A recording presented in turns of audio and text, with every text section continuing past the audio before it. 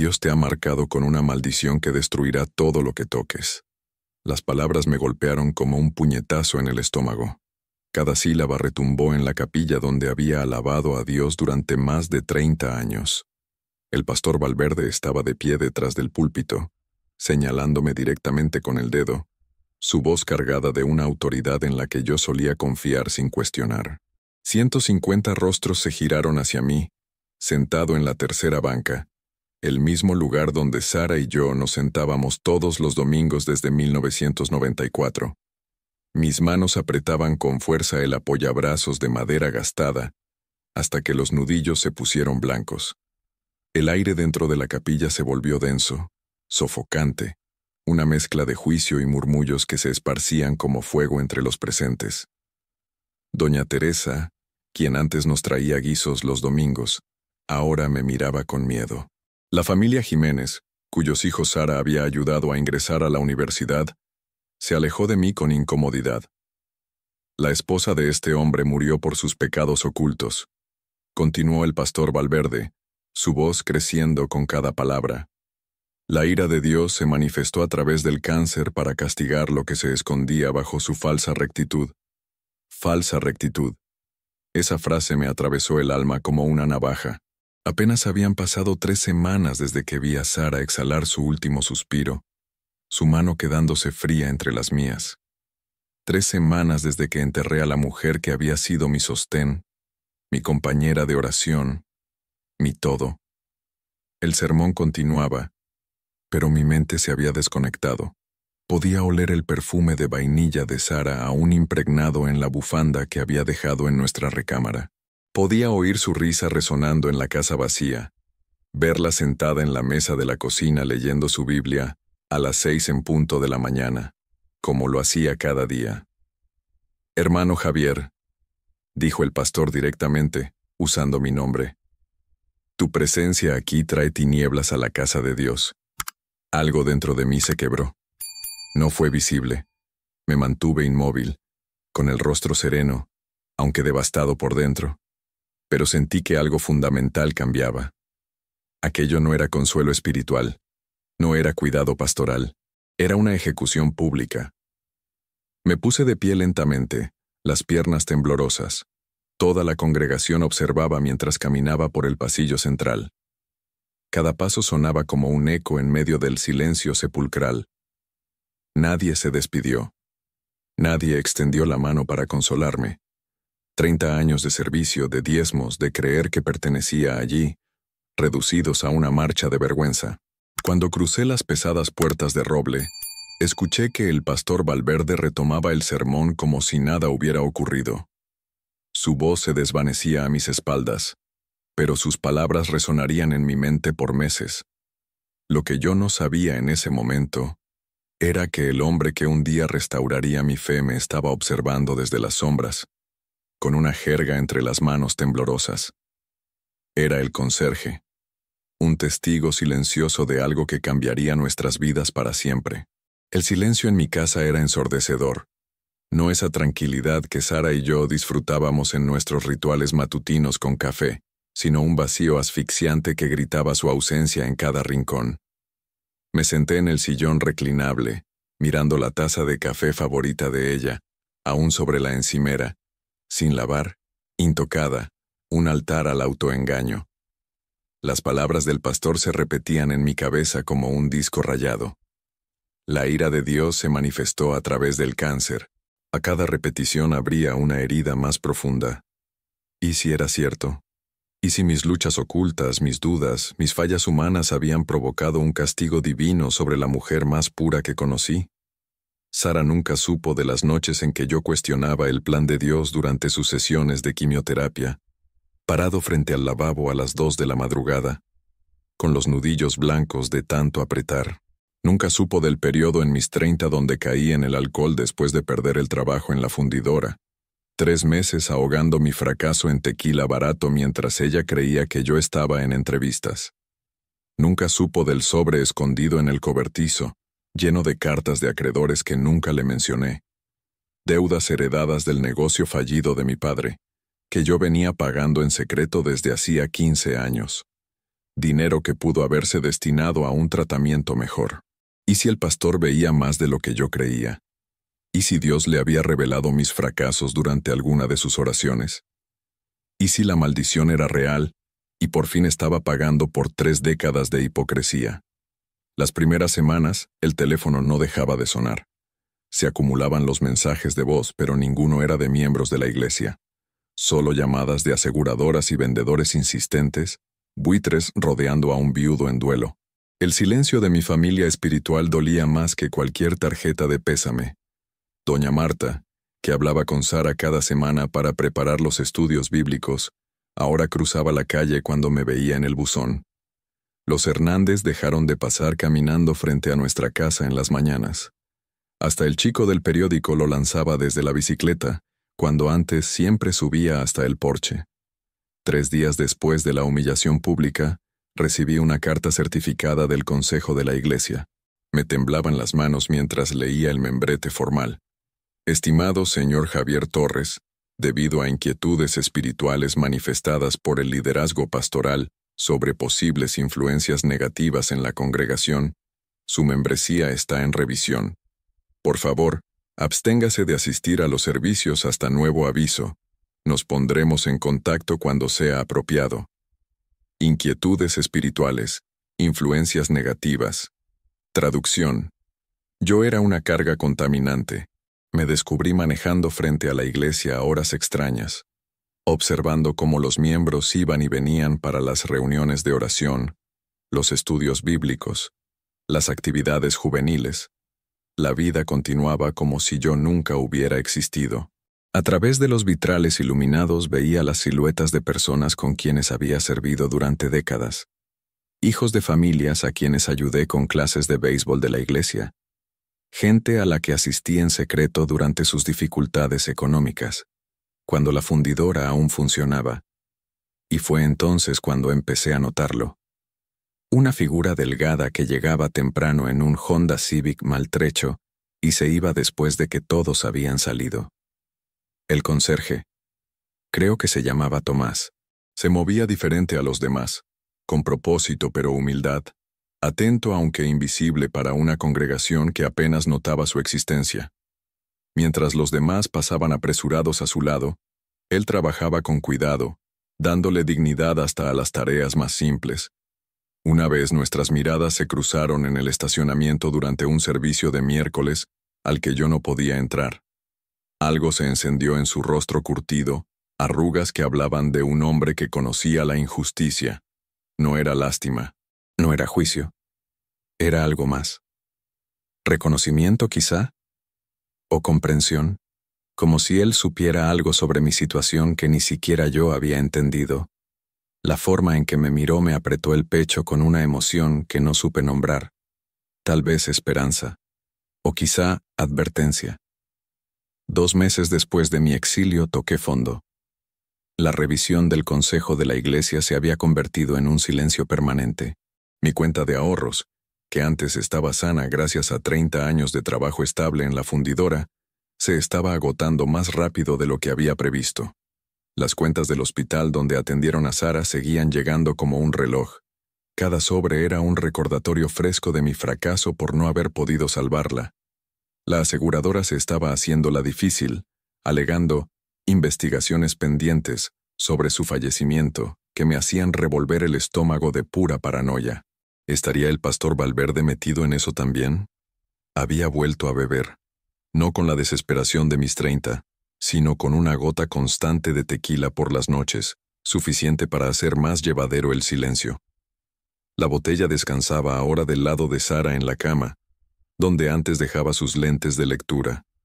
Cada noche, servía 2 dedos exactos y brindaba frente a su almohada vacía, pidiendo perdón por los pecados que quizá la habían condenado.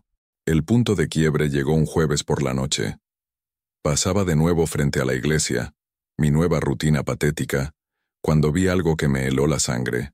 El pastor Valverde estaba cargando cajas desde la oficina de la iglesia hacia la cajuela de un BMW nuevo. Un BMW. El mismo hombre que predicaba sobre la virtud de la humildad, que nos pedía sacrificios para apoyar las misiones. conduciendo un auto de lujo que costaba más que lo que ganábamos en un año. Pero eso no fue lo que me paralizó. Fue ver a la señora Morales del grupo de damas ayudándolo a cargar las cajas, con el rostro tenso, más parecido al miedo que a la devoción. La señora Morales, cuyo esposo había sido despedido de la fundidora hacía 6 meses, y cuya familia apenas lograba pagar la luz. ¿Qué hacía ahí tan tarde? ¿Y por qué tenía esa cara? Me estacioné al otro lado de la calle y observé.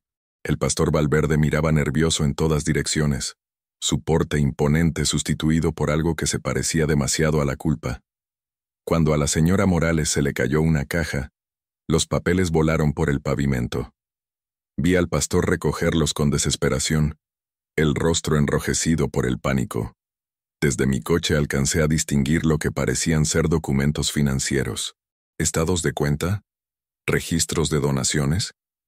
Fue entonces cuando noté el Honda Civic de Tomás estacionado entre las sombras, detrás del salón de convivencia. También estaba allí, observando. Nuestras miradas se cruzaron a través del parabrisas, y esta vez su expresión fue inequívoca. Sabía algo grande. Tomás movió la cabeza lentamente, y luego señaló al pastor y se pasó un dedo por el cuello. No era una amenaza. Era una advertencia. Lo que el pastor estaba haciendo con esas cajas era peligroso para cualquiera que lo descubriera. El domingo siguiente, rompí mi exilio y fui al servicio de todas formas. Me senté en la última fila, con la capucha puesta, desesperado por observar al pastor Valverde con nuevos ojos. Su sermón fue sobre la traición de Judas, sobre cómo la plata podía corromper incluso al discípulo más confiable.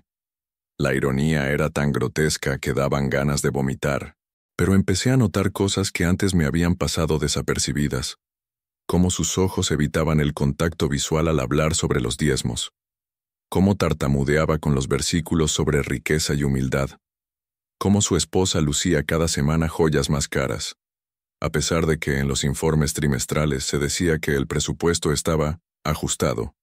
Lo más revelador fue observar a Tomás durante el servicio. Lo vi vaciar botes de basura, limpiar superficies, moverse por la capilla como un fantasma, pero comprendí que no solo estaba limpiando, estaba documentando. Cada vez que se agachaba por un bote, sus ojos escaneaban los papeles. Cada vez que limpiaba el área de la oficina del pastor, se demoraba junto al escritorio. Tomás no era solo el conserje, estaba reuniendo pruebas. Cuando terminó el servicio, me escabullí rápido, pero no antes de que Tomás me mirara una vez más. Esta vez, señaló discretamente hacia el estacionamiento y articuló una sola palabra que lo cambió todo. Mañana, fuera lo que fuera que había estado recopilando todo ese tiempo, fuera cual fuera la verdad que había descubierto, mientras era invisible para los demás, estaba a punto de salir a la luz. Y de algún modo, mi supuesta maldición estaba ligada a eso. Esa noche regresé a casa con algo que no sentía desde hacía meses, la posibilidad de que quizás yo no era el villano de esta historia. Llegué al estacionamiento de la iglesia la noche siguiente con el corazón golpeando fuerte en el pecho. El Honda de Tomás ya estaba ahí, estacionado en el mismo rincón oscuro detrás del salón de convivencia. Cuando me acerqué a su coche, bajó la ventanilla, y vi en sus manos curtidas algo que me cortó la respiración. Una carpeta manila gruesa, repleta de documentos, fotografías y lo que parecían ser estados de cuenta. «Señor Javier Torres», dijo en voz baja, con un tono que cargaba 30 años de observación silenciosa. «Llevo 3 meses esperando para mostrarle esto. Desde aquel domingo en que él...» se le tensó la mandíbula, «en que él le hizo lo que le hizo». Sus manos temblaban al abrir la carpeta. El primer documento me hizo flaquear las piernas. Era un estado de cuenta de una cuenta bancaria que nunca había visto, con el nombre del pastor Valverde junto al de la iglesia, depósitos que no coincidían con las ofrendas semanales, retiros que encajaban perfectamente con el cambio de estilo de vida de su familia, el BMW, las joyas de su esposa, la colegiatura privada de su hijo. 300,000 pesos, susurró Tomás. desviados del fondo para la ampliación del área infantil durante 5 años. Dinero que la gente dio creyendo que se usaría para nuestros niños. Se me fue la sangre del rostro. Sara había donado una buena parte a ese fondo durante sus últimos meses, convencida de que dejar un espacio mejor para los niños sería su legado. 5,000 pesos de su cuenta personal. Dinero que ella quería que sobreviviera a su vida. Pero Tomás no había terminado. Sacó una fotografía que me golpeó como un ladrillazo. El pastor Valverde reunido con un hombre en traje caro afuera de un banco en el centro. La fecha en la esquina marcaba 2 semanas antes de la muerte de Sara. Investigador de seguros, explicó Tomás atento a mi reacción. Fue el pastor quien lo llamó directamente. Le insinuó que quizá había irregularidades con la muerte de su esposa, que usted se estaba comportando de forma sospechosa, que tal vez lo del cáncer era una historia fabricada para un fraude. El mundo giró. Se me doblaron las piernas y me aferré a la puerta del coche para no caer al suelo. ¿Él intentó incriminarme? Necesitaba deshacerse de usted antes de que comenzara a hacer preguntas sobre las finanzas. Usted y Sara siempre fueron detallistas con los registros. Siempre se ofrecían como voluntarios en los comités de presupuesto. Él sabía que era cuestión de tiempo para que usted notara las discrepancias. La voz de Tomás se quebró. Así que decidió destruir su reputación primero. Hacer de usted el villano antes de que pudiera exponer al verdadero ladrón. Pensé en todas esas noches sin dormir, preguntándome qué pecado habría condenado a mi esposa. En cada momento en que dudé de la justicia de Dios. En cada vez que miré esa botella de tequila y me pregunté si merecía unirme a Sara. La maldición. Susurré. Fue una mentira para proteger a un ladrón, dijo Tomás, sacando un último documento. Una nota escrita a mano, con la letra inconfundible del pastor Valverde. Mi nombre encabezaba la hoja, seguido de una lista cruel de ataques personales. Historial de alcoholismo, inestabilidad financiera, posibles conflictos domésticos, espiritualmente comprometido. Él había estado planeando mi destrucción con precisión. ¿Por qué? Pregunté en voz baja. ¿Por qué me estás contando esto? Los ojos de Tomás se llenaron de lágrimas. Porque hace 35 años mi hija murió de leucemia. Éramos miembros de la iglesia anterior del pastor Valverde, en el estado de Ohio. Cuando pregunté por qué había desaparecido el fondo de sanación al que habíamos donado, él me acusó de tener poca fe. Dijo que mi hija murió porque yo no creía lo suficiente. Su voz se quebró por completo.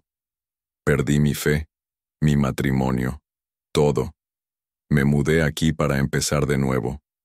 Acepté este trabajo para estar cerca de las comunidades cristianas, esperando evitar que destruyera más familias.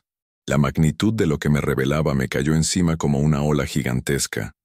Tomás había estado observando, esperando, documentando durante décadas, protegiendo a personas como yo mientras sacrificaba su propia paz. Tengo suficiente evidencia para destruirlo, continuó, ya más firme. Registros bancarios, declaraciones de otros afectados, documentos que prueban un patrón repetido en 3 iglesias diferentes. Pero necesitaba a alguien con peso en esta comunidad que me ayudara a exponerlo, alguien en quien la gente confiara. Me miró directamente a los ojos. Alguien que sepa lo que se siente ser acusado falsamente por un hombre que supuestamente representa a Dios.